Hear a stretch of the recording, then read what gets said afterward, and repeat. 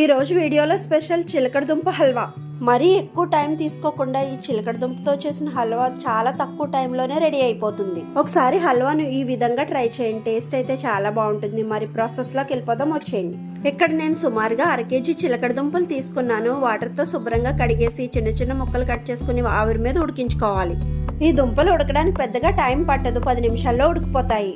ఇలా మెత్తగా ఉడికిన తర్వాత స్టవ్ ఆఫ్ చేసి పాత్రను దించేసుకుందాం. దుంపలు కొద్దిగా చల్లారిన తర్వాత తొక్కలు పలిచేసి మిక్సీ జార్లో వేసి మెత్తటి పేస్ట్లా మిక్సీ పట్టేసుకోవాలి.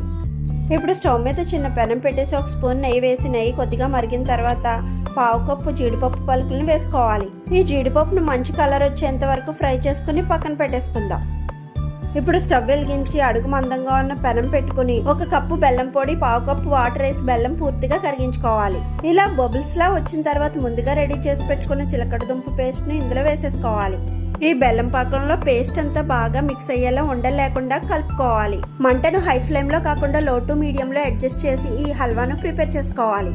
మధ్య మధ్యలో ఒక్కొక్క స్పూన్ నెయ్యి వేసుకుంటూ ఈ హల్వాను బాగా మిక్స్ చేసుకోవాలి. మనం హల్వాను ప్రిపేర్ చేస్తున్నాం కాబట్టి నెయ్యి కొద్దిగా ఎక్కువే పడుతుంది. ఇంకొక స్పూన్ నెయ్యి యాడ్ చేసి బాగా మిక్స్ చేసుకోవాలి. చూసారు కదా కన్సిస్టెన్సీ. ఇలా ఈ విధంగా వచ్చిన తర్వాత ముందుగా ఫ్రై చేసి పెట్టుకున్న జీడిపప్పులు నెయ్యితో పాటు వేసేసి బాగా కలిపేసుకోవాలి. అంతేనండి, చిలకడ దుంప హల్వా అయితే రెడీ అయిపోయింది. టేస్ట్ అయితే చాలా బాగుంటుంది. పిల్లలు చాలా ఇష్టంగా తింటారు. హెల్త్ కూడా చాలా మంచిది. తప్పకుండా ట్రై చేయండి. వీడియో నచ్చితే లైక్ చేయండి. అలాగే మీ అభిప్రాయాన్ని కామెంట్ సెక్షన్లో షేర్ చేయండి. Thank you for watching.